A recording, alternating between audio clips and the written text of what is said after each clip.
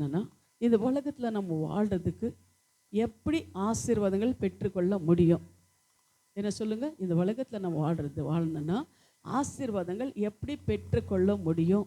எப்படி இந்த உலகத்தை நம்ம ஜெயிக்க முடியும் அப்படின்றது இன்றைக்கி நம்ம பார்க்க போகிறோம். போன வாரம் இல்லை, அதுக்கு முன்னே வாரம் கூட நம்ம பார்த்தோம். மத்தேயு 4வது அதிகாரம் 1-10 வரை நீங்கள் பார்க்கும்போது இயேசு கிறிஸ்து உபவாசம் இருந்தார் அப்படின்னு சொல்லி நம்ம பார்க்குறோம். இயேசு கிறிஸ்து உபவாசம் இருந்து எப்படி இந்த உலகத்தை ஜெயித்தார் அப்படின்னு சொல்லி யாராவது சொல்ல முடியுமா? அவர் உபவாசம் இருந்தார், எப்படி அவர் உலகத்தை ஜெயித்தார், பிசாசினை எப்படி ஜெயித்தார் அப்படின்னு சொல்லி நம்ம பார்க்கும்போது வசனத்தை சொல்லி என்ன பண்ணார்? ஜெயித்தார். இன்னொன்று உபவாசம் இருந்தார், ரெண்டாவதாக வசனத்தை சொல்லி ஜெயித்தார்.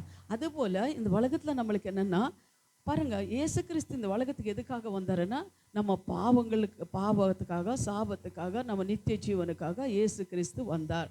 அதுக்கு முன்னாடி நம்ம பார்த்தோம் எதுக்காக அப்படின்னு சொல்லி நம்ம பார்க்கும்போது, நம்ம மாதிரியாக அவர் என்ன பண்ணியிருக்கிறாரு? தெரிந்து கொண்டு இருக்கிறார் அப்படின்னு சொல்லி போன வாரம் நம்ம பார்த்தோம். என்ன வசனம் அப்படின்னு சொல்லி நம்ம பார்க்கும்போது 1 பேதுரு 2வது அதிகாரம் 21வது வசனத்தை நீங்கள் பார்க்கும்போது அவர் சொல்கிறாரு, அதற்கு நீங்கள் அழிக்கப்பட்டிருக்கிறீர்கள், ஏனென்றாலே கிறிஸ்து உங்களுக்காக பாடுபட்டு நீங்களே தம்முடைய அடிசூடுகளையே தொடும் வரும்படிக்கு உங்களுக்கு மாதிரியாக பின்பற்றி போயிருக்கிறார். ஹல்லேலூயா. தேவன் என்ன பண்ணுறார்? நம்மளை தெரிந்து கொண்டு இருக்கிறார் அப்படின்னு சொல்லி நம்மளுக்கு தெரியும். அதை நம்ம தியானித்தோம். அதனால தேவன் நம்மளை தெரிந்து கொண்டு இருக்கிறார். இயேசு கிறிஸ்து இந்த உலகத்துக்கு வந்து உபவாசம் இருந்து ஜெபிக்கிற காரணம் என்ன அப்படின்னு சொல்லி நம்ம பார்க்கும்போது, அவருக்கே உபவாசம் தேவை அப்படின்னு சொன்னால் பிதாவுக்கிட்ட அவர் என்ன பண்ணுறார்? அவருக்கு தெரியும் இந்த உலகத்தில் என்னென்ன நான் பாடுபடணும், இந்த உலகத்தில் நான் என்னென்ன கஷ்டப்படணும், எதற்காக பிதாவானவர் என்னை இந்த உலகத்துக்கு அனுப்பியிருக்கிறாரு, இந்த உலகத்தை நான் எப்படி ஜெயிக்கணும், இது மாம்சத்தில் வந்திருக்கிற நான் எப்படி இந்த உலகத்தை போராடணும் அப்படின்னு சொல்லி அவர் என்ன பண்ணுறாருன்னா உபவாசம் இருந்து ஜெபித்தார் அப்படின்னு சொல்லி நம்ம பார்க்குறோம். 40 நாள் உபவாசம் இருந்து ஜெபிக்கும் போது வனாந்தரத்துக்கு ஆவியானவர் கொண்டு போனார். வனாந்தரத்துக்கு கொண்டு போறதுக்கப்புறம் அவர் என்ன, பிசாசானவர் வந்து இந்த அப்பங்கள் என்ன பண்ணுங்க, ரொம்ப பசி வந்திருக்கிறது, ஆனால் அவர் என்ன சொல்றாருன்னா இந்த கல்லுகள் அப்பங்களாக மாற்றுங்க அப்படின்னு சொல்றாரு. அப்போ ஆண்டவர் சொல்றாரு, மனுஷன் அப்பத்தினால மாத்திரம் அல்ல, தேவனோட வாயிலிருந்து ஒவ்வொரு வார்த்தையினாலும் மனுஷன் பழிப்பான்னு சொல்லி எழுதியிருக்கிறதே அப்படின்னு சொல்லி என்ன பண்ணுறாரு? ஆண்டவர் என்ன பண்ண கடிந்து கொள்ளுகிறாரு பிசாசானவனு. அதுபோலதான் நம்ம பார்க்கும்போது அந்த அப்பத்தினால மாத்திரமில்லை, ஆண்டவரோட வார்த்தைனால அப்படின்னு சொன்னால், நீனும் நானும் இந்த உலகத்தை ஜெயிக்கணும்னா எதனால நம்ம ஜெயிக்க முடியும் அப்படின்னு சொன்னால், ஆண்டவரோட வார்த்தைனால தான் நம்ம ஜெயிக்க முடியும். உங்களுக்கு இந்த உலகத்தில் எவ்வளோ பாடுகள் உபத்திரங்கள் வந்தாலும் எப்படி நம்ம ஜெபிக்கணும் அப்படின்னு சொல்லும்போது, ஆண்டவரோட வார்த்தைகளாக இந்த உலகத்தை நம்ம ஜெயிக்கிறவங்களாக இருக்கணும். நீங்கள் ஏதாவது ஒரு கஷ்டத்துக்கோ ஒரு வியாதிக்கோ ஏதாவது நீங்கள் பலவீனத்துக்கோ நீங்கள் ஜெபிக்கும் போது ஆண்டவரோட வார்த்தை சொல்லி நீ ஜெபிக்கும் போது அவர் என்ன பண்ணுறாருன்னா உனக்கு விடுதலை கொடுக்குற தேவனாக இருக்கிறார். அதுபோலதான் ஒரு வியாதி வந்தாலும் சரி, அவர் என்ன சொல்றாரு? உன் வியாதி ஒன்று விட்டு வெளிக்குவேன்றாரு, ஒரு சாபம் உன் முதுகு பின்னாடி எரிந்து விடுவேன்றாரு, நீ அநேக ஜனங்களை கடனு கொடுப்பாய், நீயோ கடன் வாங்காது இருப்பாய்ன்னு சொல்றாரு. அப்படி இந்த மாதிரி வார்த்தைகளை சொல்லி இந்த உலகத்தை நம்ம ஜெயிக்கிறவங்களாக இருக்கணும். ஹல்லேலூயா. அப்போ இந்த உலகத்தை அப்படிதான் இயேசு கிறிஸ்து என்ன பண்ணாருன்னா அவரோட வார்த்தை சொல்லி தான் பிசாசனை ஜெயித்தார் அப்படின்னு சொல்லி நம்ம பார்க்குறோம். 1வது. 2வதாக நம்ம பார்க்குறோம், மோசே கூட 40 நாள் உபவாசம் இருந்தார், 2 வாட்டி உபவாசம் இருந்தார். ஆனால் பிசாசு வந்து மோசன் சோதிச்சதுன்னு சொல்லி வசனத்தில் எங்கேயுமே நம்ம பார்த்தது கிடையாது. பிசாசு வந்து மோசே ஜெபித்ததுனால அவர் என்ன பண்ணார்? பிசாசு வந்தது அப்படின்னு சொல்லி நம்ம கேட்கவில்லை, கேள்விப்பட்டவில்லை, வேதத்தில் இல்லை. ஆனால் இயேசு கிறிஸ்து மட்டும் ஏன் பிசாசு சோதித்தது அப்படின்னு சொல்லி பார்க்கும்போது, இயேசு கிறிஸ்து இந்த உலகத்தில் ஒரு மாதிரியாக நம்மளை தெரிந்து கொண்டார். இந்த உலகத்தை நீங்க ஜெபிக்கணும்னா இந்த மாதிரியாக நீங்க இருங்க. நான் இந்த உலகத்தை எப்படி வசனத்துல ஜெயித்தேனோ அது போல நீங்களும் என்ன பண்ணுங்க, வசனத்துல ஜெயிங்க அப்படின்னு தான் சொன்னார். மோசே கிட்ட ஆண்டவர் அப்படி பேசல இல்லையா? அதனால தான் நம்ம என்ன பண்ணணும், ஜெயிக்கணும்னா வசனத்துல நம்ம ஜெயிக்கணும். அப்போ நீங்க பார்க்கும்போது பரிசுத்தவான்கள் தானியேல் கூட என்ன பண்ணாரு? உபவாசம் இருந்து ஜெபித்தாரு. அவருக்கு முதல் நாளே என்ன பண்ணிச்சு? பதில் வந்துடுச்சு. படிச்சிருக்கீங்களா? அது முதல் நாளே பதில் வந்தது. ஆனா தடை இருந்தது. அந்த ஜபத்துக்கு பதில் வந்தது, தடை இருந்தது. ஆனா என்ன பண்றாரு, தேவ தூதர்களை வந்து அந்த தடைகள் எல்லாம் நீக்கி மறுபடி தானியேல் ஜபத்துக்கு பதில் கொடுத்தாரு அப்படின்னு சொல்லி நம்ம பார்க்கிறோம். அதுபோல நம்ம ஜபத்துக்கு தடைகள் வரும்.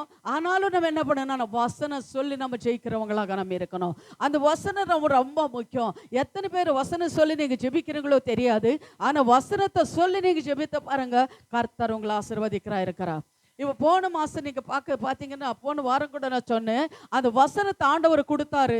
அந்த வசனத்தைப்படி என்ன பண்ணுறாருன்னு, மான் கால்கள் போல கால்களாக்கி உயிர்ந்த ஸ்தலத்தில் என்னை கொண்டு போய் விடுகிறேன்னு சொன்னா, அந்த வார்த்தை அதன்படியே நடந்தது.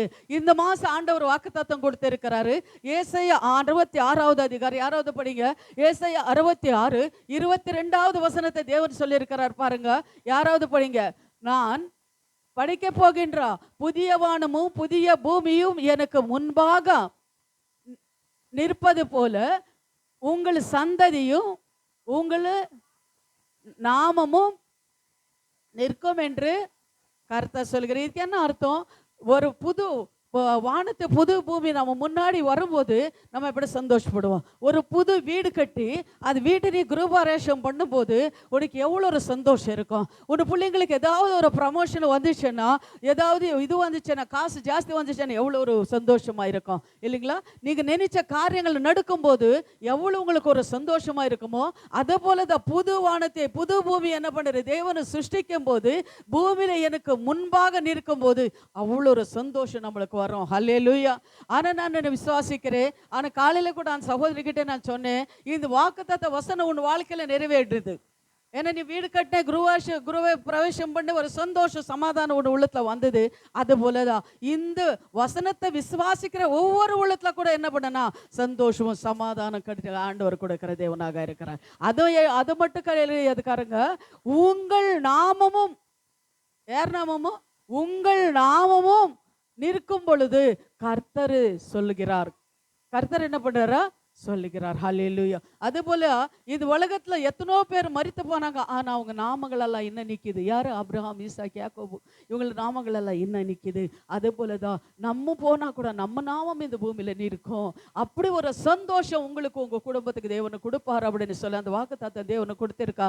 இந்த வாக்குத்தத்தை சொல்லி தேவனுக்கிட்ட நீங்க என்ன பண்ணுங்க, ஜெபம் பண்ணுங்க. கர்த்தர் உங்களை ஆசீர்வதிக்கிறவராக இருக்கிறார். ஹல்லேலூயா. அதே போலதான் எப்படி மோசே உபாசனை ஜெபித்தார், எஸ்தரா உபாசனை ஜெபித்தார், நெகேமியா உபாசனை ஜெபித்தார், எஸ்தர் உபாசனை ஜெபித்தார். ஆனாலும் அவங்க என்ன பண்ணாங்கன்னா அந்த வசங்கள் மூலமா ஜெயித்தார் அப்படின்னு சொல்லி இல்லை. ஆனா இயேசு கிறிஸ்து உபாசனை ஜெபிக்கும் போது அந்த வார்த்தை மூலமா ஜெயித்தார் அப்படின்னு சொல்லி நம்ம பார்க்கிறோம். ஹல்லேலூயா. அதே போல நம்ம இந்த உலகத்தை ஜெயிக்கணும்னா அந்த வார்த்தை சொல்லி சொல்லி நம்ம ஜெபிக்கிறவங்களாக இருக்கணும். ஒன்றும் உபாசம் இருக்கணும், ரெண்டாவது வசனத்தை சொல்லி நம்ம ஜெபிக்கிறவங்களாக இருக்கணும். இப்படி ஜெபிக்கும் போது நம்மளுக்கு இருக்கிற பாடுகள் உபத்திரங்கள் எல்லாம் போகும் அப்படின்னு சொல்லி எத்தனை பேர் விசுவாசிக்கிறீங்க? ஹல்லேலூயா. ஸ்தோத்திரம். ஆமா, விசுவாசிப்பீங்க. ரெண்டாவதாக நம்ம பார்க்கிறோம். ஸ்தோத்திரம் ஆண்டவரே. ரெண்டாவதாக விழித்திருந்து ஜெபித்தால் ஜெயம் பெற்றுக் கொள்வீர்கள். நம்ம என்ன பண்ணணும்? விழித்திருந்து ஜெபிக்கணுமா? பாருங்க, லூக்கா 6வது அதிகாரம் 11-12 நீங்க பார்க்கும்போது அவர்களும்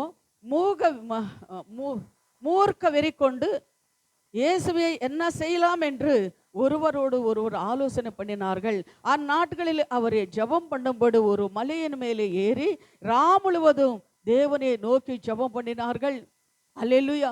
மனுஷன் இயேசு என்ன பண்றாரா? அது சதுசேயர் பரிசேயர்கள் அவர் என்ன பண்ணாங்கன்னா, இவர் எப்படியாவது கொலை பண்ணணும், இவர் என்ன எல்லா அற்புதங்களும் செய்து கொண்டிருக்கிறாரு, இவங்களை என்ன இந்த உலகத்துக்கு வந்து ஜனங்கள் எல்லாம் கெடுத்து கொண்டிருக்கிறார்களே, ஆனா மேசியா வருவாரன்னு சொல்லி இருக்கிறாரு, ஆனா இவர் யாரு பிசாசப்படுத்தவனு இங்க வந்திருக்கிறானே, ஆனா இவர் ஜனங்கள் எல்லாம் என்ன பண்ண கெடுத்து கொண்டிருக்கிறானே, ஜாதி மாத்தி கொண்டிருக்கிறானே அப்படின்னு சொல்லி அவர் என்ன பண்ணாரு, இவர் எப்படியாவது கொலை பண்ணணும் அப்படின்னு சொல்லி அவர் என்ன பண்ணார், சதுசேயர் பரிசேயர்கள் எல்லாம் சொல்லும் போது அவர் என்ன பண்ணார், முழுவதும் ஜெபம் பண்ணார் அப்படின்னு சொல்லி நம்ம பார்க்கிறோம். ஹல்லேலூயா. அப்போ என்ன பண்ண, மூணாவதாக நம்ம ஜெபம் பண்றவங்களாக இருக்கணும். ஜெபம் ரொம்ப முக்கியம் நம்மளுக்கு. ஜெபம் நீங்க பண்ணும்போது இந்த உலகத்தை நீங்க ஜெயிக்க முடியும். ஹல்லேலூயா. அதுபோல நம்ம ஜெபம் பண்றவங்களாக நம்ம இருக்கணும். இயேசு கிறிஸ்துக்கே அவ்வளவு ஜெபங்கள் தேவைப்படுதுன்னா உங்களுக்கும் எனக்கு எவ்வளவு ஜெபங்கள் தேவைப்படுது பாருங்க. அப்போ நம்ம என்ன பண்ணணும், முழுவதும் அவளு ஜெபித்தா. இன்னொன்னு யாக்கோபு நாம் பார்க்கிறோம். அவர் என்ன பண்றார்? முழுவதும் என்ன பண்றாரு? என்னை ஆசீர்வதித்தால் தவிர உன்னை விடேன்னு சொல்லி யாக்கோபு கூட என்ன பண்றாரு?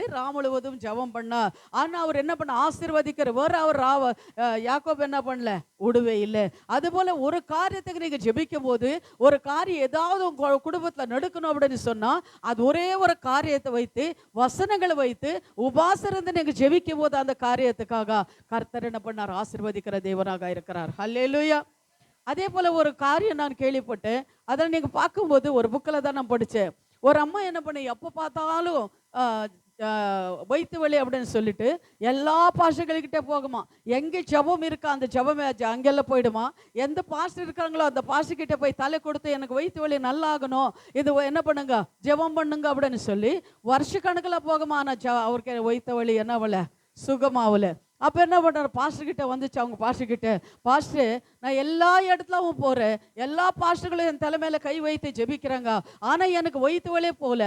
ஆனால் இந்த சபையில் எல்லா அற்புதங்களும் நடக்குது, வந்தவங்களுக்கெல்லாம் என்ன கேட்டாலும் அவங்களுக்கெல்லாம் விடுதலை கிடைக்கிறது, ஏன் எனக்கு மட்டும் இது வயிற்று வலி போவே இல்லை, என்ன காரணம் பாஸ்டர் அப்படின்னு சொல்லி இந்த அம்மா வந்து கண்ணீரோட ஜெபித்தாரா.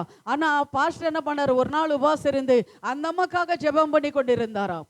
ஜெபம் பண்ணும்போது ஆண்டவர் சொன்னாரா, அவன் அங்கே நல்லா இருக்குதுன்னு அங்கே போகிறான், இங்கே தீர்க்கதர்ஷன் சொல்கிறாரு, இங்கே போகிறான் அங்கே போகிறான், ஆனால் நேரத்தில் சபைக்கு வரமாட்டேன்றா, ஒழுங்கா சபைக்கு வரமாட்டேன்றா, ஒழுங்கா இருக்க மாட்டேன்றா, ஒழுங்கா நடுக்க மாட்டேன்றா, எப்படி நான் அவளுக்கு சுகம் கொடுக்குறது அப்படின்னு சொன்னாராம்.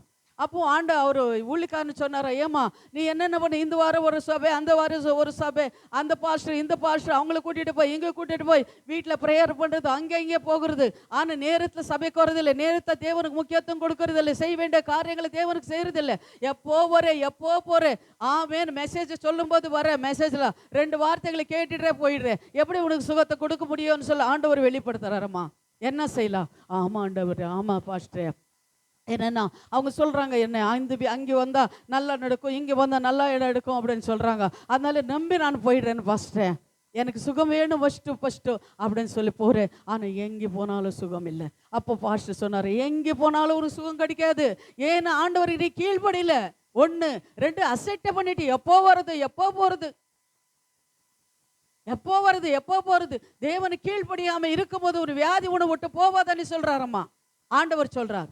அப்போ அந்த அப்படியே மண்டிகாலப்பட்டு ஜெபிச்சது, ஆண்டவர் என்னை வஞ்சிச்சிடுங்க, எனக்கு வியாதி சுகமாகட்டும் ஆண்டவர், இந்த வயிற்று வலி ஆண்டவர் இன்னைக்கு கரெக்டாக நான் வரேன்னு ஆண்டவர் சபைக்கு அப்படின்னு சொல்லிச்சான். அப்போ என்ன பண்ண, ஆண்டவர் சுகத்தை கொடுத்தாரா. ஹல்லேலூயா. ஒரு சாட்சி நான் கேட்டேன். அதுபோல தான் நம்ம என்ன பண்ணணும்னா, அங்கே இங்கே போகிறது, இது பண்ணுறது, இதெல்லாம் நம்மளுக்கு கிடைக்காதுங்க. நம்ம விசுவாசத்தோட எங்கே இருக்கிறோமோ அந்த இடத்துல நீங்கள் ஜெபத்தை பண்ணி பாருங்க. நம்ம விசுவாசத்தோட எங்கே உபாசம் இருந்து நீங்கள் ஜெபிக்கிறீங்களோ அங்கே இருந்து பாருங்க, கர்த்தர் உங்கள் ஜெபத்துக்கு விடுதலை கொடுக்குற தேவனாக இருக்கிறார், ஒரு குடும்பத்துக்கு விடுதலை கொடுக்கிற தேவனா இருக்கிறார். அங்கே இங்கே தேடி ஒவ்வொருத்தரும் கைகளை வைத்து அந்த சாபங்கள் எல்லாம் நம்மள மேலே வரக்கூடாதுங்க. யார் எப்படி இருக்காருன்னு நம்மளுக்கு தெரியாது, அந்த பாஸ்டர் நல்லவங்க, இந்த பாஸ்டர் நல்லவங்க நம்ம தேடி போறோம், அதை தப்புன்றார் ஆண்டவர். ஹல்லேலூயா. அதே போலதான் நம்ம என்ன பண்ணணும், உபாசம் நம்ம ஜெபிக்கிறா இருக்கணும், விழித்திருந்து நம்ம ஜெபிக்கிறவங்களாக இருக்கணும். பாருங்க, இயேசு கிறிஸ்துவே நாட்டுகளை என்ன பண்ணாரு, ஜபம் பண்றதுக்கு ஒரு இடத்தை மலையை தெரிந்து கொண்டு போனார் அப்படின்னு சொல்லி நாம் பார்க்கிறோம். அதே போல நம்ம கூட ஜபம் பண்றதுக்கு உங்க வீட்டுல சின்னதா ஒரு இடமானாலும் சரி, அந்த இடத்துல நீங்க உக்காந்து மண்ணிகால போட்டு நீங்க ஜபம் பண்ணுங்க. மண்ணிகால போட முடியலனாலும் பரவாயில்ல, நீங்க விசுவாசத்தோட நீங்க வேதத்தை எடுத்து வாசித்து தேவனை பாடி துதித்து ஜபம் பண்ணி பாருங்க, உங்களுக்கு தேவனை விடுதலை கொடுக்கிற தேவனாக இருக்கிறார். ஹல்லேலூயா, ஹல்லேலூயா. அதே போல இந்த உலகத்தை நம்ம ஜெயிக்கணும்னா நம்ம என்ன பண்ணணும், முதலாவதாக என்ன பண்ணணும், உபவாசம், 2வதாக சொல்லி, 3வதாக ஜபம், 3வதாக ஜபம். ஹல்லேலூயா.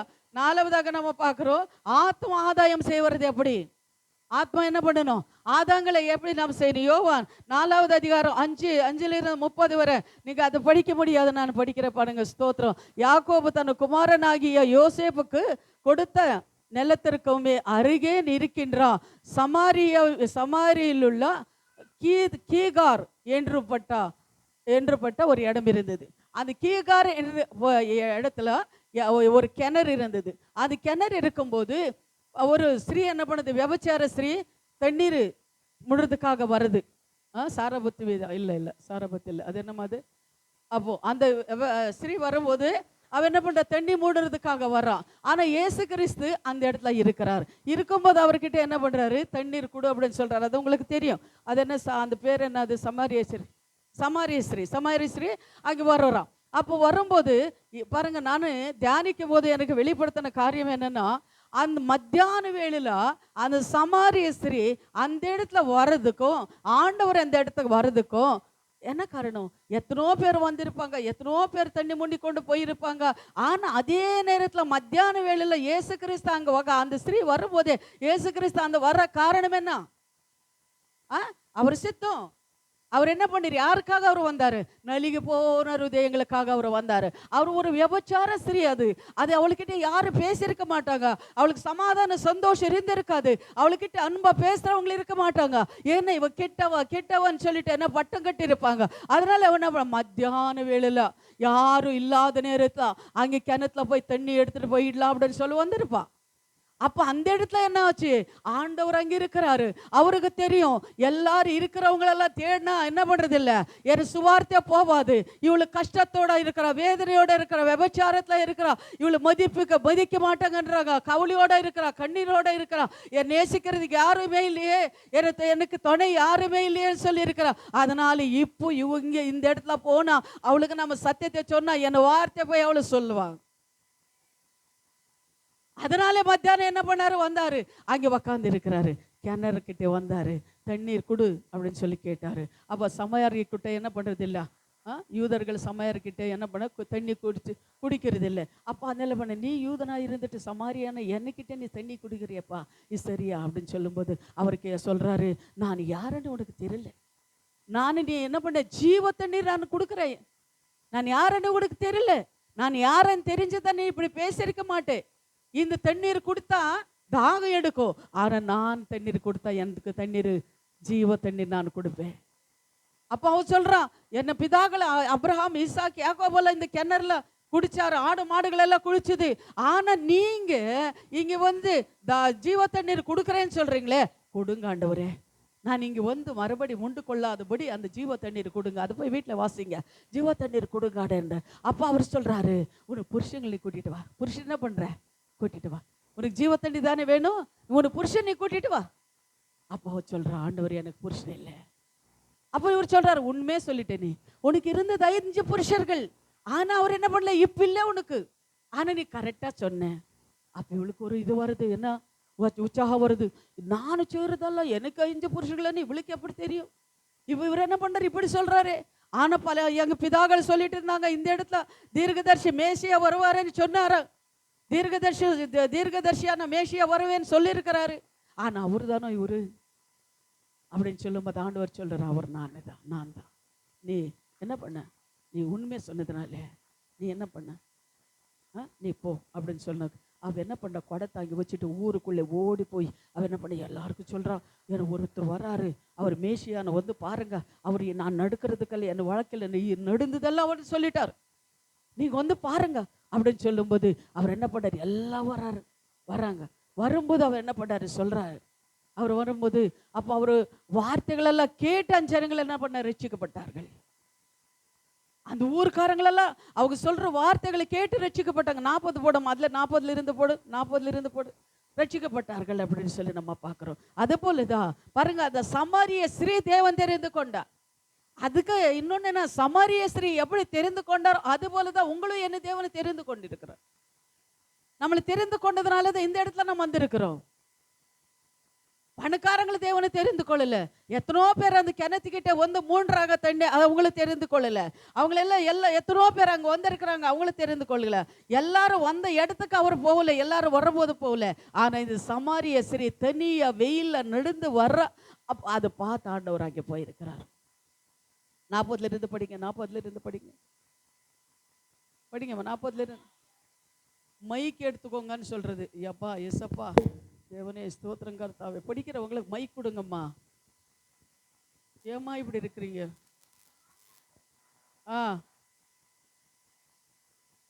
தங்களிடத்துல தங்க வேண்டும் என்று வேண்டிக் கொண்டார்கள். 2 நாள் அங்கே தங்கினார். அப்பொழுது அவரோட உபதேசத்து நிமித்தம் இன்னும் அநேக பேர் விசுவாசித்து இன்னும் அநேக பேர் விசுவாசித்து அந்த ஸ்திரீயை நோக்கி பாருங்க, ஒரு நிமிஷம் பாருங்க. அந்த ஸ்திரீயை நோக்கி என்ன சொல்றாரு? உனக்கு சொல்லு, நீ சொன்னதுனால நான் வரலாமா இங்க? அப்ப கூட கேவலம் பேசுறாரு பாருங்க. நீ சொன்னதுனால நாங்க இங்க வரல. அவர் சொன்ன அந்த வார்த்தைகளால என்ன பண்றோம்? நாங்க கீழ்பட்டு வந்திருக்கிறோம். அப்படிதானமா? படி. சொல்லி நிமித்தம் அல்ல, அவருடைய உபதேசத்தை நிமித்தமும் நாங்க கேட்டு அவர் மெய்யான கிறிஸ்துவாகிய, ஆமா, மெய்யான கிறிஸ்து என்று இப்ப நாங்க அறிந்து கொண்டிருக்கிறோம். உலக ரட்சகர் என்று அறிந்து விசுவாசிக்கிறோம் என்றார். ஆமா, ரட்சகர் என்று அறிந்து விசுவாசிக்கிறோம். நீ சொன்னதுனால நாங்க வரல. நீ எப்படிப்பட்டவ எனக்கு தெரியாதா? நீ சொல்லிட்டா நான் வந்துடுவேனா? ஆனாலும் பாரு, அவர் உண்மையான தேவன் என்று இப்ப நாங்க தெரிந்து கொண்டிருக்கிறோம். அந்த இடத்துல கூட ஆமாம்மா, நீ இது வந்து சொன்னதுனாலே நாங்க அவங்கள பார்த்தோம். நீ ரொம்ப நல்லது செஞ்சிருக்கிறீங்க, நல்ல இடத்துக்கு என்ன கொண்டு போயிருக்கிறீங்க அப்படின்னு சொன்னாங்களா ஜனங்க? இல்லை, நீ சொன்னதுனால இல்லைம்மா நான் வந்தது. ஆனால் அவர் உபதேசத்தை கேட்டு நாங்கள் என்ன பண்ணுறோம்? ரட்சிக்கப்படுறோம். அல்லேலூயா. அதே போலனா நம்ம தேவன் யாருக்காக வந்திருக்கிறார் அப்படின்னு சொன்ன பாவிகளான நம்மளுக்காக அவர் வந்திருக்கிறார். அல்லேலூயா. நம் பாவிகளார நமக்காக அவர் வந்திருக்கிறார் அப்படின்னு சொல்லி. ஆனால் நமக்கு ஒன்றுமே தெரியாமல் இருக்கலாம். அவளை எல்லாம் வெறுத்திருந்தாங்க, அவளை கேவலமாக பேசியிருந்தாங்க, அவளை துன்பப்படுத்தியிருந்தாங்க. அன்பு காட்டுறவங்களை ஒருத்தரும் இல்லை. ஆனால் அவளை தேடி தேவனை வந்தார். அல்லேலூயா, அல்லேலூயா. அதே போல தான் தேவன் என்ன பண்ணுறாருன்னா, உங்களும் என்னை தேடி தேவனை வந்திருக்கிறார். அல்லேலூயா. நம்ம பாருங்க, அந்த ஸ்ரீ மூலியமா அந்த கிராமங்கள் எல்லாம் என்ன ஜனங்கள் எல்லாம் என்ன பண்ணாங்க? ரட்சிக்கப்பட்டார்கள். நம்ம வாழ்க்கையில ஒரு காரியம் நடந்தது. எவ்வளோ காரியங்கள் நம்ம வாழ்க்கையில நடந்திருக்கிறது. ஆனால் நம்ம எப்படி அப்படி சுவிசேஷன் சொல்றோமா? அடுத்தவங்களுக்கு போய் சத்தியத்தை சொல்றோமா? சாட்சி சொல்லணும்னு சொல்லி வெக்கப்படுறோம் நம்ம, இல்லையா? ஐயோ, எப்படி அவங்க சாட்சி சொல்றது? நம்ம சொந்த பந்தங்கள் எல்லாம் வந்திருக்கிறாங்க, நான் கிறிஸ்துவன்னு சொல்றது எப்படி அப்படின்னு சொல்லி என்ன பண்றோம்? நம்ம வெக்கப்படுறோம். பேர் கிறிஸ்தவங்களாக நாம் இருக்கிறோம். அப்படி என்ன பண்றாரு? அவரு சொல்றாரு, அந்த ஸ்ரீ சொல்லுது, ஏன்னா நீங்க எல்லாம் வாங்க. யார் வந்திருக்கிறாங்க? ஒரு தீர்க்கதரிசி வந்திருக்கிறாங்க. இதுதாங்க ஊழியம். அல்லேலூயா. ஒரு பாரமான ஊழியம், நம்மளுக்கு தேவனு கொடுத்திருக்கிற ஊழியம் இது மாதிரி. இதுக்காக தான் தேவன் நம்மளை தெரிந்து கொண்டார்.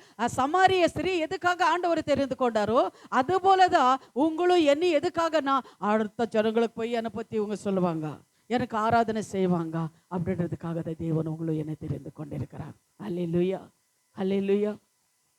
கர்த்தர் மேல் பாரத்தை வைத்து விடு, கலங்கி தவிக்காதே, அவரே உன்னை ஆதரிப்பார், அதிசயம் செய்வார். கர்த்தர் மேல் பாரத்தை வைத்து விடு, கலங்கி தவிக்காதே, அவரே உன்னை ஆதரிப்பார், அதிசயம் செய்வார். நீதிமன் தள்ளாட விட மாட்டார், நித்தியமும் காத்து நடத்திடுவார். நீதிமன் தள்ளாட விட மாட்டார், நித்தியமும் காத்து நடத்திடுவார்.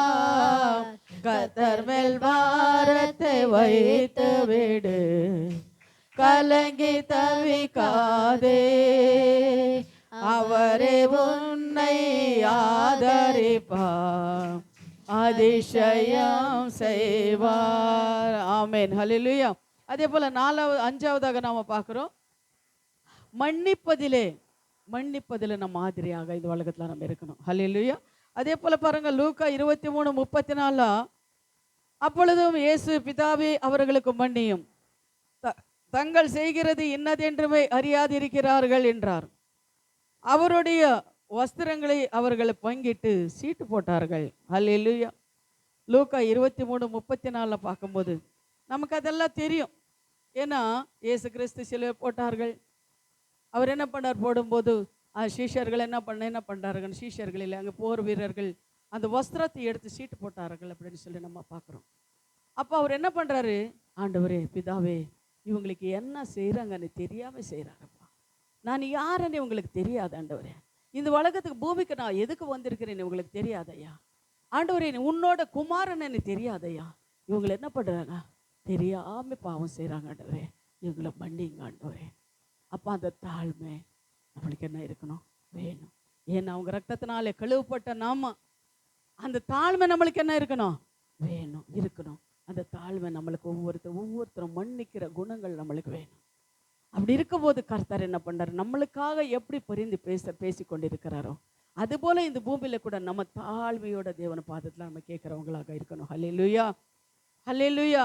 அதே போல 5வதாக நீங்க போகுது, தம்மையே தம்மையை வெளிப்படுத்துவதனால் மாதிரியாக இருக்கணும். யோவான் 13:14 யோவான் 13:14 பார்க்கும்போது ஆண்டவரும் போதகருமாகிய நானும் உங்களுக்கு கால்களை கழுவுகிறது போல நீங்களும் ஒருவருடைய கால்கள் ஒருவரை கழுவீர்கள் என்றார். இயேசு கிறிஸ்து இந்த உலகத்துக்கு வந்தார் இல்லையா? ஆனா அவர் என்ன பண்றாருன்னா சீஷர்கள் கால்கள் கழுவினார்கள். சீஷர்கள் யாரு? நல்லா குளிச்சுட்டு சென்ட் போட்டுட்டு இருக்கிறவங்களா? சீஷர்கள் எப்படி இருப்பார்கள்?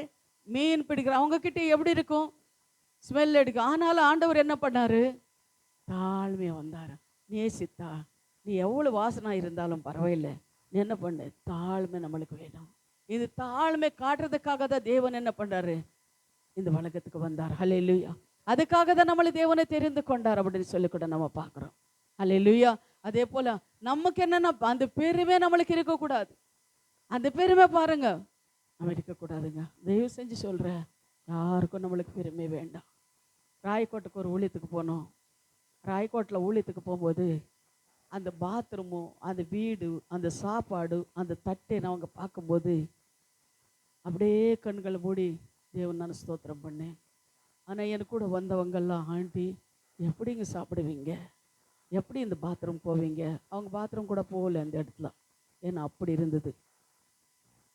சாப்பாடு அந்த தட்டை எடுத்து சாப்பிட முடியல அவங்களால. கண்ணை மூடி நான் ஜெபம் பண்ணேன், எனக்கு பெருமை வரக்கூடாது ஆண்டவரே, எனக்கு ஆடம்பரம் வரக்கூடாது ஆண்டவரே. எவ்வளோக்கு எவ்வளோ நான் ஆங்காரமாக இருந்தோனோ, எவ்வளோக்கு எவ்வளோ நான் பெருமையாக இருந்தோனோ எல்லா தெய்வம் நான் அடிச்சிட்டார். ஒரு இடத்த அழுக்காக இருக்கிறவங்கள பார்த்தா வீட்டுக்கு சேர்த்த மாட்டேன், இருக்கிற இடத்துக்கு போக மாட்டேன், ஒருத்தர் உக்காந்து அந்த பாத்ரூமில் நான் உட்கார மாட்டேன். அப்படி இருந்த என்ன தேவன் என்ன பண்ணார்? தாழ்த்திட்டார். அப்போ நான் சொன்னேன், சகோதரி அப்படி சொல்லாதீங்க, ஆனால் தேவன்கிட்ட நம்ம வந்திருக்கிறோம். நம்ம ஒரு நாள் அந்த பாத்ரூம் போகிறது நமக்கு கஷ்டப்படுறோம், ஒரு நாள் அந்த வீட்டில் இருக்கிறதுக்கு நம்ம கஷ்டப்படுறோம், ஒரு நாள் அந்த சாப்பாடு சாப்பிட்றதுக்கு நம்ம கஷ்டப்படுறோம். ஆனால் வாழ்நாள் முழுவதும் அதே பாத்ரூம் அதே வீடு அதே சாப்பாடு அவங்க சாப்பிட்றாங்களே, அவங்களும் நம்மளை போல மனுஷன் தானே அப்படின்னு சொல்லி எனக்கு கூட வந்தவங்களுக்கு நான் சொன்னேன். அதுக்கப்புறம் தான் அவங்க என்ன பண்ணாங்க, பாத்ரூம் போல ஆனால் சாப்பிட்டாங்க. ஹோட்டலில் வாங்கிட்டு வந்தது கொஞ்சம் பேர் சாப்பிட்டாங்க, வீட்டில் செஞ்சது நான் சாப்பிட்டேன். அல்லேலூயா, அல்லேலூயா. ஆனால் நான் சாப்பிடாம வந்துட்டேன்னு வச்சுக்கோங்க, அவங்கள வேதனைப்படுவாங்களே, இவங்க பணக்காரங்க பாரு சாப்பிடாம போயிட்டாங்க அப்படின்னு சொல்லுவாங்களே அப்படின்னு சொல்லி அங்கே என்ன பண்ணுவேன்னா, கரண்ட்டு வேறு, சின்ன லைட் போட்டு கரண்ட்டு, அது எங்கே விழுறோமே தெரியாது, அது சாப்பாடுற என்ன இருக்குதுன்னு கூட நம்மளுக்கு தெரியாது. ஆனால் என்ன பண்ணேன், கப்புன்னு எடுத்து சாப்பிட்டுட்டு தண்ணி குடிச்சிட்டு வந்தேன். அல்லேலூயா. அதை நான் எதுக்கு சொல்கிறேன்னா, தாழ்மை உள்ளவன் தேவன் ஆசீர்வதிக்கிறவராக இருக்கிறார். அதே போல் இயேசு கிறிஸ்து இந்த உலகத்துக்கு வந்து மீன் பிடித்த அந்த நாற்று மடிக்கிற அந்த கால்களை கழுவி அவர் தாழ்மையாக இருந்தார். அதே போல தான் நம்ம என்ன பண்ணணும்னா தாழ்மையோடு நம்ம இருக்கிறவங்களாக இருக்கணும். அல்லேலூயா. இந்த உலகத்தில் எவ்வளோ பெருமை ஆஸ்தி அந்தஸ்து இருந்தால் கூட நம்ம எடுத்துகிட்டு போகிறது ஒன்றுமே கிடையாது. இருக்கிறவரை தான் இது வாழ்க்கை. நாம் ஹாஸ்பிட்டலில் போய் படுத்திருக்கிறவங்கள பார்த்தா பெரிய பெரிய பணக்காரங்களாக இருக்கிறாங்க. அவங்கள என்ன பண்ணுறாங்க, எல்லாரும் சீன்றாங்க. ஏன் தெரியுமா? பெட்டு ஃபேன் கொடுக்குறது, அது யூரியன் எடுக்கிறது, அந்த நர்ஸுங்கெல்லாம் என்ன பண்ணுறாங்க. அந்த மாதிரி வாழ்க்கை வேண்டாம், அந்த மாதிரி வாழ்க்கை நம்மளுக்கு வேண்டாம். அதுதான் நம்ம என்ன சொல்கிறோன்னா தாழ்மையோடு நம்ம இருக்கணும். நமக்கு உடம்புல ரத்தம் இருக்கிறது, மாம்சம் இருக்கிறது, எனக்கு ஆஸ்தி இருக்கிறது, அந்தஸ்து இருக்குது, பணம் இருக்கிறதுன்னு சொல்லி அப்படிப்பட்டவங்களை நம்ம கேவலமாக பேசும்போது கர்த்தர் அதை பார்த்து கொண்டே இருக்கிறாரு. அதனால தான் இயேசு கிறிஸ்து என்ன பண்ணுறாரு, மாதிரியாக காட்டி கொடுத்துட்டு போனார். அதனால தான் நம்ம படித்தோம் 1 பேதுல 2:22 நினைக்கிறேன் படித்தோம். பார்த்தீங்களா என்ன சொல்கிறார் அவர்? மாதிரியை நான் காட்டி கொடுத்துருக்கிறேன். மாதிரியாக தான் நம்ம இந்த உலகத்தில் நம்ம வாழணும். அல்லேலூயா, அல்லேலூயா. அதை மாத்திரமில்லை, ஒவ்வொரு இடத்துல நீங்கள் பார்த்தீங்கன்னா எனக்கு தேவன் பாடம் கற்றி கொடுத்துருக்கிறாரு. நான் எவ்வளோக்கு எவ்வளோ பெருமையாக ஆடம்பரமாக இருந்தோன்னோ தேவன் நான் அடிச்சிட்டாரு. ஒவ்வொரு இடங்களை எல்லாம் வசதியான இடம் கிடையாது. பாத்ரூம் போகிறது கூட அங்கே இடம் இருக்காது சொல்லணும்னா. அப்படிப்பட்ட இடங்கள் எல்லாம் தேவனை கொண்டு போய் என்ன பண்ணுறாரு, நம்மளை உருவாக்கி கொண்டு இருக்கிறார். அல்லேலூயா. அதெல்லாம் நம்ம பார்க்கும்போது நம்ம ஒரு நாளைக்கு இப்படி பண்ணுறோமே, அவங்க வாழ்நாள் முழுவதும் இப்படி இருக்கிறாங்களே, தேவனே அவங்கள ஆசீர்வதிங்கப்பா அப்படின்னு சொல்லிட்டு வருவேன். சரிங்களா? அதுபோல் இயேசு கிறிஸ்து கூட தாழ்மையாக இருந்தார். மீன்காரங்களுக்கு காலவெல்லாம் கழுவினார். அதுபோல் நம்ம தாழ்மையாக இருக்கணும். பாத்ரூம் கழுவுனாமா அது பெருமையா? அது என்ன இதான்? பாத்ரூம் கழுவுறது கேவலமா? பாத்ரூம் கழுவுறது கேவலமா? என்ன கேட்டா கேவலமே கிடையாது. ஏன்றீங்களா? முனிசிபால் டிபார்ட்மெண்ட்ல வேலை செய்கிறவங்க என்னென்ன வேலை செய்கிறாங்க? அவங்களும் நம்மளை போல மனுஷன் தானே. அவங்க என்னென்ன வேலை செய்கிறாங்க? எல்லா கலீஜெல்லாம் கையில எடுக்கிறாங்களே, அந்த கலீஜில் காலில் நிற்கிறாங்களே, அவங்கெல்லாம் எப்படிப்பட்டவங்க? அவங்களும் நம்மளை போல மனுஷன் தானே. ஏன்னா அவங்களுக்கு குடிச்சிட்டு வேலை செய்கிறாங்க, நம்ம குடிக்காமல் இருக்கிறோம், அவ்வளோதான் வித்தியாசம். ஆனால் ஒரு மனுஷன் தானே. எதுக்கு நமக்கு இந்த வாழ்க்கை? எதுக்கு நமக்கு பெருமை? பாத்ரூம் கழுவுறதுல பெருமை, அடுத்தவங்களுக்கு வேலை செய்யறதுல பெருமை, அடுத்தவங்களுக்கு துணி துவைக்கிறதுல பெருமை. ஏன் நம்ம இப்படி இருக்கிறோம்? நினைச்சு பாருங்க. இது உலகத்தை உருவாக்கின தேவனை சீஷர்களை கால் கழுவுனாருன்னா நீயே நான் என்ன மாத்திரம்? நினைச்சு பாருங்க. நம்ம எல்லாம் எப்படி இருந்தோம் நினைச்சு பாருங்க. இப்போ அந்தஸ்து ஐஸ்வர்யம் இருக்கிறது அப்படின்னு சொல்லி எது வேணாலும் நம்ம செய்யலாமா? செய்யக்கூடாது. எவ்வளவுக்கு எவ்வளவு உன்னை ஆசீர்வதிக்கிறாரோ அவளுக்கு அவ்வளவு தாழ்மையாயிரு. எவ்வளவுக்கு எவ்வளவு உயர்த்துறாரோ அவளுக்கு அவ்வளவு நீ என்ன பண்ண? தாழ்மையாயிரு. இன்னும் தேவனை உயர்த்துறவரா இருக்கிறார். அல்லேலூயா. அதே போல இயேசு கிறிஸ்து வந்து இந்த உலகத்துல சீஷர்களை கால்கள் எல்லாம் கழுவினார். அவர் துணியில தொடிச்சார், அவளை முத்தமிட்டார், குஷ்ட ரோகிகளெல்லாம் சொஸ்தமாக்கினார். குஷ்டரோகம் எப்படி இருக்கும் அப்படின்னு சொல்லி அந்த காலத்தை பார்க்கும்போது ஒருத்தர் கிட்டே போக மாட்டோம். அவன் ஊருக்கு வெளியில தான் வச்சிருப்பாங்க. ஆனா அப்படிப்பட்ட குஷ்டரோகிகளுக்கு போய் அவர் என்ன பண்றாரு? தொட்டு சுகமாக்கினார், அவர் சுத்திகரித்தார். அப்படி நாம் இருக்கணும். அல்லேலூயா. நம்ம அப்படி இருக்கணும். அதுக்காக தேவன் அளித்து இருக்கிறார். சமாரிய ஸ்திரீ எப்படி எதுக்காக ஆண்டவர் அளித்தார்? அது போல நம்மளும் தேவன் என்ன பண்ணுறார்? அளித்து இருக்கிறார். அல்லேலூயா. ஆறாவதாக நம்ம பார்க்கவும் இணைந்து செயல்படுத்த வேண்டும். கலாத்தியர் 2:9 நீங்க படிச்சு பாருங்க. எனக்கு அளிக்கப்பட்ட கிருபையை அறிந்தபோது தூண்களாக எண்ணப்பட்ட யாக்கோபையும் கேபாவையும் யோவானையும் தங்களே விருத சேதனம் உள்ளவர்களுக்கும் நாங்கள் புறஜாதிகளுக்கும் பிரசங்கிக்கும்படி அந்நிய ஜாதியாருக்கும் அடியாளமாகவும் எனக்கும் பர்னாபாவுக்கும் வலது கை கொடுத்தார். இதுல என்ன அர்த்தம்? என்னை அளிக்கப்பட்ட கிருபையை அளித்த போது தூண்களாக எண்ணப்பட்டவர்கள் யார் யார் அப்படின்னு சொன்னா, யாக்கோபு, கேபா, யோவானும் தாங்கள் என்ன பண்றா? விருத சேதனம் உள்ளவர்களுக்கும் தங்களை புறஜாதிகளுக்கும் பிரசங்கிக்கும்படி அந்யோகிய ஐக்கியத்துக்கு அடியாளமாக என்னை பர்னாபாவுக்கும் வலது கையாக கொடுத்தார். ஒரு தூண் என்ன குறிக்கிறது அப்படின்னு சொன்ன, வீடு கட்டும்போது ஒரு தூண் என்ன பண்றோம்மா? பில்லாரை நிறுத்துதான் வீடு கட்டுறோம் இல்லைங்களா? அது போலதான் இவருக்கு யாரு? பவுல் எழுதியிருக்கிறது. இது பவுலுக்கு யார் தூணாக இருந்தார் அப்படின்னு சொல்லி பார்க்க, யாக்கோபு, கேபாவும் யோவானும் என்ன பண்றாருன்னா இவங்க ஊழியத்துக்கு ஒரு தூணாக இருந்தார். பவுல் யாருன்னு நம்மளுக்கு தெரியும். அந்நிய ஜாதியில இருந்து அவர் வந்தவர். ஆனா எல்லாரும் என்ன கிறிஸ்துவங்களை துன்பப்படுத்தி கொண்டு இருந்தவர். ஆனா எல்லாரும் இவங்களை கைவிட்டுட்டாங்க. ஏன்னா இவங்க என்ன பண்றாங்கன்னா, ஆண்டவர் இவரோட பேசியிருக்கிறாரு. ஆனா பேசினாலும் ஜனங்களை சீஷர்களை நம்பல. அவர் என்ன பண்றாரு? சரி இவங்க எல்லாரும் ஆண்டவர் பேசினாருன்னு சொன்னா கூட இவங்க நம்ப மாட்டேன்றாங்களே அப்படின்னு சொல்லி இவங்க என்ன பண்றாரு? யாக்கோபு, கேபா, யோவான் இவங்க என்ன பண்றாங்கன்னா, வா நான் உங்களுக்கு என்ன பண்றேன்? தூணாக நிற்கிறேன். நீ எங்கே போனாலும் ஊழி செஞ்சாலும் நான் உங்களோட இருக்கிறேன் அப்படின்னு சொல்லி அவர் தூணாக இருந்து அவர் ஊழி செய்தார்கள். அல்லேலூயா. புறஜாதி ஜனங்களுக்கு எல்லாம் போய் சுவிசேஷம் சொன்னார் அப்படின்னு சொல்லி நம்ம பார்க்குறோம். அல்லேலூயா. அது போலதான் நாம கூட அனைத்து காரியங்களுக்கு தூணாக நம்ம நிற்கிறவங்களாக இருக்கணும். உங்களால ஊழியம் செய்ய முடியல, யாராவது ஊழியம் செய்யறாங்கன்னா அவங்களுக்கு நீ தூணாக இருங்க. உங்களால ஜெபிக்க முடியல, யாராவது ஜெபிக்கிறாங்களா, அவங்களுக்கு நீ தூணாக இருங்க. யாருக்கிட்ட பணம் இல்லை, ஊழிக்காரங்கள் இல்லைன்னா நீங்க போய் ஊழி செய்ய முடியாது. அவங்களுக்கு பணத்தை கொடுத்தா நீங்க தூணாக இருங்க. நீங்க அப்படி தூணாக, நீங்க ஊழியத்துக்கு நீங்க தூணாக இருக்கும்போது பரலோகத்துல தேவன் என்ன பண்ணாரு, உங்க பேர் எழுதி வைத்திருப்பார். லூக்கால நீங்க பார்க்கும்போது ஆண்டவர் சொல்றாரு, எனக்கு பவுல் சொல்றாரு, பேதுரு சொல்றாரு, எனக்கு ஊழியத்துல உதவியா இருக்கிறவங்க பேரெல்லாம் ஜீவ கிரந்தத்தை எழுதப்பட்டு இருக்கிறது. எனக்கு யார் யார் ஊழியத்துக்கு உதவியா இருந்தாங்களோ அவங்க பேரெல்லாம் ஜீவ புஸ்தகத்துல எழுதப்பட்டு இருக்கிறது. அப்படி ரோமர் எண்ணிக்கையில கடைசியில அப்போஸ்தலர்ல இருக்குது. அதே போல நீங்க என்ன பண்ணுங்க, தூணாக இருங்க. ஊழியத்துக்கு, சபைக்கு ஒரு தூணாக இருங்க, போதகருக்கு ஒரு தூணாக இருங்க. உங்களால எங்க போய் செய்ய முடியல, இங்க வாங்க, எங்க ஜெபம் பண்ணுங்க, எனக்கு கூட இருந்து உதவி செய்யுங்க. போதகர்களுக்கு தூணாக இருங்க. காசு பணம் உங்ககிட்ட கேட்கலையே, ஜெபம் தானே கேட்கிறோம், ஜெபிங்கன்னு தானே சொல்றோம், வந்து நீங்க தூணாக இருக்கலாமே. அல்லேலூயா. அதே போலதான் அவர் என்ன பண்றாரா, பவுலுக்கு தூணாக இருந்தார். யாக்கோபு, கேபாபு அப்படின்னு சொல்லி நம்ம பார்க்கிறோம். 6 7 ஏழாவதாக ஜனங்களுக்கு போதிப்பதிலே மாதிரியாக இருங்க. மத்தேயு 7வது அதிகாரம் 26வது வசனத்தை பாருங்க.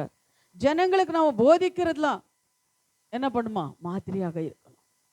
நான் சொல்லிய இந்த வார்த்தைகளை கேட்டு இவைகளின்படி செய்கின்றவர்கள் எவனோ அவன் தன் வீட்டை மண்ணில் மேலேயே கட்டினா புத்தி இல்லாத மனுஷனுக்கு ஒப்பாயிருக்கிறான். அல்லேலூயா. அப்போ நம்ம இதுக்கு தெரியும் இந்த வசனங்கள் எல்லாம். அவர் என்ன பண்றாரு, அவர் வார்த்தை கேட்டு அதன்படி நடுக்கிறவர்கள் எவனோ அவன் தன் வீட்டை மண்ணில் மேலே கட்ட மாட்டான். அவன் எப்படி கட்டுவான், பாறை மேலே கட்டுவான். யார் பேச்சு, ஆண்டவர் பேச்சு நீ கேட்கும்போது, ஆண்டவருக்கு கீழ்ப்படியும் போது புத்தி இல்லாதவனா நீ இருக்க மாட்டேன். ஏன்னா ஆண்டவர் உங்களோட இருக்கிறாரு. அப்போ அந்த வீடு மண்ணில் மேலே நீ கட்ட மாட்டேன். மண்ணில் மேலே அந்த வீடு கட்டினா அவங்களுக்கு தெரியும், அந்த மண்ணில் என்ன ஆகுது, மண்ணில் மேலே வீடு கட்டினா ஒரு நாள் உளுந்து போயிடும். காற்று வந்தோ தண்ணீர் வந்தோ என்ன ஆகுது, அந்த வீடு உளுந்து போயிடும். ஆனால் நீ பாறை மேலே வீடு கட்டும்போது எப்படி, கர்த்தர் உங்களோட இருக்கிறார். அவர் கீழ்ப்படி நீ கட்டும்போது பாறை மேலே கட்டுற வீடு இது போல பலமாக இருப்பேன். இந்த உலகத்தில் உபத்திரங்கள் வந்தாலும், பஞ்சங்களும் அழிவுகளும் வந்தாலும் நம்ம பார்க்குறோம். விதைகளில் நம்ம பார்க்கும்போது முள்ளில் போட்ட விதை மொழிக்கும், கொஞ்ச நாள் காஞ்சிடும். பாறை மேலே போட்ட விதை என்ன ஆகுதுன்னா மொழிக்கும், வேறு முடியாமல் அது காஞ்சு போகும். நல்ல நிலத்தில் போட்ட விதை அது பலன் கொடுக்கும், நம்மளுக்கு தெரியலையா? அது போலதான் புத்தி இல்லாதவன் என்ன பண்றான்னா மண்ணில் மேலே வீடு கட்டுறது போல நீங்க இருக்காதீங்க. நீங்க என்ன பண்ணுங்க, பாறை மேலே வீடு கட்டுங்க அப்படின்றார் ஆண்டவர். அல்லேலூயா. அப்போ நம்ம என்ன பண்ணணும், அந்த வார்த்தைகளுக்கு நம்ம கீழ்ப்படுறவங்களாக இருக்கணும். அந்த வார்த்தைகளை நம்ம ஹிருதயத்தில் என்ன பண்ணணும், எழுதுறவங்களாக. ஒரு நியூஸ் நான் பார்த்தேன், ஒரு பைபிள் என்ன ஆகுதுன்னா, பைபிள் எருசலேமில் அந்த மியூசியமில் எங்கே வச்சுருக்காங்களோ கரெக்டாக எனக்கு தெரியல, ஒரு பைபிள் வந்து எத்தனோ கோடி கோடி கொடுத்து வாங்கியிருக்காங்களா அந்த பைபிள். பிஸ்னஸ் அது வேற. ஒரு பைபிள் வந்து கையிலவே எழுதியிருக்காங்களா, அது எத்தனோ கோடி கொடுத்து அந்த பைபிளில் வாங்கியிருக்காரு. ஏன்னா பைபிளை வாங்கியிருக்காங்களா, ஏன்னா நீங்கள் பார்க்கும்போது ஃபுல்லு சரித்திரம் அதில் இருந்திருக்கும்.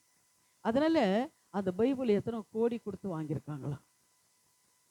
ஆனால் நம்ம கையில் தேவன் கொடுத்துருக்குறதுக்கு நம்மளுக்கு என்னன்னா ஒரு அறிவே தெரியல நம்மளுக்கு. அவ்வளோதான், ஏதோ பைபிள் ஏதோ நம்ம படிக்கிறோம், அவ்வளோதான், அப்படி தான் நம்ம இருக்கிறோம். ஆனால் அந்த பைபிளில் இருக்கிற அந்த தேவனோட வார்த்தைகள் எவ்வளோ வெளியேறப்பட்டதுன்னு நம்மளுக்கு தெரியல. அது நம்ம தெரிஞ்சு அதன்படி நம்ம நடக்கும்போது இன்னும் நம்ம ஆசீர்வாதமாக இருக்க முடியும். அல்லேலூயா, அல்லேலூயா. அதுபோல தான் நம்ம என்ன பண்ணணும்னா தேவனுக்கு கீழ்ப்படுறவங்களாக நம்ம இருக்கணும், ஒரு தூணாக நம்ம இருக்கிறவங்களாக நம்ம இருக்கணும். அதே போல் மத்தேயு 7:26 நான் பார்த்தீங்களா, நான் சொல்லிய இந்த வார்த்தைகளை கேட்டு இவைகளின்படி செய்கின்றவன் எவனோ அவன் தன் வீட்டை மண்ணில் மேலே கட்டின புத்தி இல்லாத மனுஷனுக்கு ஒப்பாயிருக்கிறான். ஹல்லேலூயா. அப்போ அவர் வார்த்தை கேட்டு நம்ம என்ன பண்ணணும், பாறை மேலே வீடு கட்டுறவங்களாக நம்ம இருக்கணும், புத்தி இல்லாதவங்களா நம்ம இருக்கக்கூடாது. 8வதாக பார்க்குறோம், வேறு பிரித்து ஜீவியம் செய்கிறவனாக நம்ம இருக்கணும். வேறு பிரித்து, இப்போ எல்லாம் நீங்கள் எப்படி இருக்கீங்க, நான் வேறு பிரித்து வந்திருக்கிறேன். வேறு பேர் என் ஜாதி ஜனங்கள் எல்லாம் சொந்த பந்தங்கள் எல்லாம் விட்டு தேவன் என்ன பண்ண ஜாதி ஜனங்களெல்லாம் விட்டு தேவன் என்ன பண்ணியிருக்காரு, என்ன வேறு பேர். நீங்களும் உங்களுக்கு கூட அப்படிதான் தேவன் வேறு பிரித்து இருக்காருன்னு நினைக்கிறேன். ஹல்லேலூயா. அப்போ அந்த வேர் பிரித்து ஜீவிக்கிறவங்களாக நாம் இருக்கணும். யோவான் 17:14 நீங்கள் பார்க்கும்போது, வேர் பிரித்து நான் உம்முடைய வார்த்தையை அவர்களுக்கும் கொடுத்தேன், நான் உலகத்தான் அல்லாதது போல அவர்களும் உலகத்தார் அல்ல, அதனாலே உலகம் அவர்களை பகைத்தது. ஹல்லேலூயா. இயேசு கிறிஸ்து சொல்றார், ஆண்டவரே பிதாவே, நீங்க ஆண்டவரே என்ன கர்த்தாவை எப்படி வேறு பிரித்து கொண்டு வந்தீரோ, ஆனால் என்ன கூட இருக்கிறவங்களும் நான் உலகத்தான் அல்லாதது போல அவர்களும் உலகத்தார் அல்ல, அதனாலே உலகம் அவர்களை பகைக்கிறது. ஆண்டவர் என்ன சொல்றார், இயேசு கிறிஸ்து, ஆண்டவரே நீர் என்னை இந்த உலகத்துக்கு அனுப்புனீர் இல்லையா, நான் இங்க வந்து என்ன பண்றேன், கொஞ்ச நாள் வாழ்றேன், அப்படிதானே, கொஞ்ச நாள் வாழ்றேன். ஆனா என் கூட இருக்கிறவங்க நான் தெரிந்து கொண்டவங்களும் இந்த உலகத்தார் அல்ல, நான் இந்த உலகத்தார் அல்லாதது போல இவங்களுக்கு கூட இந்த உலகத்தார் அல்ல. நான் என்ன பண்றேன், உங்களுக்கு நான் நீங்க சொல்லியிருக்கிற அந்த போதனைகள் எல்லாம் இவங்களுக்கு நான் சொல்றேன். அவங்களுக்கு கேட்டு கொஞ்ச நாள் இந்த உலகத்துல இருப்பாங்க, அதுக்கப்புறம் அவங்களுக்கு கூட நம்மள கூட இருப்பாங்க. அல்லேலூயா, அல்லேலூயா. அதே போல தான் இயேசு கிறிஸ்து சொல்றார், நான் இந்த உலகத்தான் அல்லாதது போல நீங்களும் என்ன பண்ணல, நீங்க சொல்லணும், நான் இந்த உலகத்தானா அல்ல. இயேசு கிறிஸ்து எப்படி இந்த உலகத்தானா அல்லையோ அதுபோல நான் என்ன பண்ண, ஆண்டவர் எனக்கு கொஞ்ச நாள் இந்த பூமியில வைத்திருக்கிறார். அந்த பூமியில இந்த மாயமான வாழகத்துல நான் வாழ்ந்து கொண்டு இருக்கிறேன் கொஞ்ச நாள், அதுக்கப்புறம் அவர்கிட்ட நான் போவேன். அல்லேலூயா. அப்படின்னு சொல்லி நம்ம என்ன பண்ணோம், ஒவ்வொரு நாளும் நம்ம ஜெபிக்கணும், நினைச்சு பார்க்கணும், தியானிக்கணும். அப்படி நினைச்சு பார்க்கணும். இந்த உலகத்துல பாடுகளும் உபத்திரங்களும் நினைச்சு கூட பார்க்க முடியாத ஒரு நேரம் நம்மளுக்கு இருக்கிறது. ஆனா அதுல கூட கொஞ்ச நேரம், கொஞ்சம் வசனம் சொல்லுது, எனக்கு நேரம் இல்லை, எனக்கு ஜெபிக்க முடியல, எனக்கு சபைக்கு வர முடியல அப்படின்னு சொல்லவே கூடாது. பேதுரு சொல்றாரு, நேரம் இருக்கிறதோ இல்லையோ, ஆனா நீ கர்த்தர் கொடுக்க வேண்டிய முக்கியத்தை நீ கொடுத்ததாகணும், கர்த்தர் கொடுக்க வேண்டிய கனத்தை நீ கொடுத்ததாகணும். நான் நேரம் இல்லைன்னு சொல்லக்கூடாது, அதே ஒரு பெரிய சாபம்ன்றார் பவுல் சொல்றாரு. படிச்சு பாருங்க, 1 கொரிந்தியர் நினைக்கிறேன். நேரம் இல்லைன்னு நம்ம சொல்லவே கூடாது. எனக்கு நேரம் இல்லை, சாப்பிட்றதுக்கு நேரம் இருக்கும், தூங்குறதுக்கு நேரம் இருக்கும், குளிக்கிறதுக்கு நேரம் இருக்கும், கல்யாணத்துக்கு போகிறதுக்கு நேரம் இருக்கும், வீடு குரூப் விஷயங்களுக்கு போகிறதுக்கு நேரம் இருக்கும். ஆனால் ஜபத்துக்கு, ட்ரெயினுக்கு ஃப்ளைட்டுக்கு ஓடணும்னா நேரம் இருக்கும், ஆனால் ஜபத்துக்கு நேரம் இல்லை. அல்லேலூயா. அப்படி நம்ம என்ன பண்ணக்கூடாதா, சொல்லவே கூடாது. அதே ஒரு பெரிய பாவம்ன்றார் ஆண்டவர். அதுபோல் அது என்ன பண்ண பாரு, அதனால நம்ம என்ன பண்ணணும், அப்படி சொல்லவே கூடாது. அல்லேலூயா. எத்தனை படிச்சோம் நம்ம, 8 9. பிதாவுக்கும் பிரியமாய் வாழ்வது எப்படி. லூக்கா 33:22 நீங்க பார்க்கும்போது, பிதாவுக்கு பிரியமாய் வாழ்வது எப்படி, பரிசுத்த ஆவியானவர் ரூபம் கொண்டு புறாவையை போல் அவர் மேலே இறங்கினார், வானத்திலிருந்து ஒரு சத்தம் உண்டாக்கி நீர் தேவனுடைய நேசகுமாரன், உம்மிலே பிரியமாயிருக்கிறேன் என்று உரைத்தது. அல்லேலூயா. பிதாவுக்கு பிரியமாய் நான் வாழணும். பரிசுத்தவான்கள் நீங்க பார்க்கும்போது ஒவ்வொரு நாளும் தேவனோட சத்தத்தை கேட்பார்கள். இயேசு கிறிஸ்து ஞானஸ்தானம் எடுத்து கரை ஏறும்போது பிதாவான ஒரு சத்தம் கேட்டது. யோவானோ பேதுரு அவங்கெல்லாம் மறுமலை அங்கே போய் ஜெபம் பண்ணும்போது ஒரு சத்தம் வந்தது, இவர் என்னோட நேசகுமாரன், இவர் மேலே அன்பாயிருங்கள் என்று. அதுபோல் தேவனோட சத்தத்தை நம்ம கேட்குறவங்களாக இருக்கணும். ஹல்லேலூயா. கடைசியில் டைம் ஆயிடுச்சு. 10வது, தேவ சித்தம் செய்வதிலே மாதிரியாக இருக்கணும். யோவான் 4வது அதிகாரம் 34வது வசனம். யோவான் 4வது அதிகாரம் 34வது வசனம். இயேசு அவர்களை நோக்கி, நான் என்னை அனுப்பினவருடைய சித்தத்தின்படி செய்து அவருடைய கிரியைகளையை முடித்தேன் என்று என் போஜனமாயிருக்கிறது. ஹல்லேலூயா. அப்போ பாருங்க, இயேசு கிறிஸ்து என்ன சொல்றாருன்னா, அவர் என்ன பண்றாரு, தேவனோட சித்தத்தை செய்கிறவர்கள். இயேசு அவர்களை நோக்கி, நான் என்னை அனுப்பினவருடைய சித்தத்தின்படி செய்து அவருடைய கிரியைகளை முடித்தேன் என்று என் போஜனமாயிருக்கிறது என்றார். இவர் நம்மளை அழைத்திருக்கிறார் தேவன். எத்தனை பேர் நம்ம அப்படி சொல்ல முடியும், தேவனே நீ அழைத்திருக்கிறீங்க, நீ தெரிந்து கொண்டிருக்கிறீங்க, உங்கள் சித்தத்தை நான் செய்து முடித்துட்டேன் அப்படின்னு சொல்லி நான் கூட சொல்ல முடியாது. ஆனால் இயேசு கிறிஸ்து சொல்கிறார், தேவனே உங்கள் சித்தத்தை நீர் அனுப்புனீங்க இது உலகத்துக்கு. இது பூமியில் 33 வருஷம் நான் வாழ்ந்தேன். 3 வருஷம் ஆண்டவரே நான் ஊழியம் செஞ்சேன். நீங்கள் அனுப்புறது நான் செஞ்சு நிறைவேற்றிட்டேன். நீயும் நான் அப்படி சொல்ல முடியுமா? உங்கள் சித்தத்தைப்படி கர்த்தாவை நீர் அழித்தீங்க, உன் சித்தத்தைப்படி செய்து முடிச்சிட்டேன்னு சொல்ல முடியுமா? முடியாது. அல்லேலூயா. ஆனால் தேவனுக்கு பிதாவானவருக்கு நம்ம என்ன பண்ணணும்? நம்ம மாதிரி உள்ளவர்களாக இருக்கணும். ஒவ்வொரு காரியங்கள் சொல்கிறீங்களா? ஒரு நிமிஷம் சொல்லுங்கள். எது எதுக்காக நமக்கு போயிட்டோம்? ஃபஸ்ட்டு என்ன பண்ணணும்? 2 ஃபஸ்ட்டு உபாசம், 2வது வசனத்து மூலமாக உலகத்தை ஜெயிக்கலாம், 3வது ஜபத்தினால, 4வது மன்னிப்பதில், 5வது மாதிரியாக வாழ்வதில், 6 இணைத்து செயல்படுவதில், 7 ஜனங்களுக்கு போதிப்பதில், ஆமாம் 8 வேர் பிரித்து ஜீவிப்பதினாலே, 9 பிதாவுக்கு பிரியமாய் வாழ்வதினாலே, 10 தேவ சித்தம் செய்வதனாலே நம்ம இந்த உலகத்தை ஜெயிக்க முடியும். அல்லேலூயா. சரி, நம்ம எல்லாம் எழுப்பி நிற்கலாம். அடுத்த வாரம் மிச்சம் பகுதி பார்க்கலாம். ஸ்தோத்திரம் ஆண்டவர். எல்லாம் கண்கள் மூடி. இந்த வார்த்தை யார் மூலமாக தேவன் பேசியிருக்கிறார் எனக்கு தெரியாது. ஆனால் ஒரு வார்த்தை கூட, ஒரு வார்த்தையாவது உங்கள்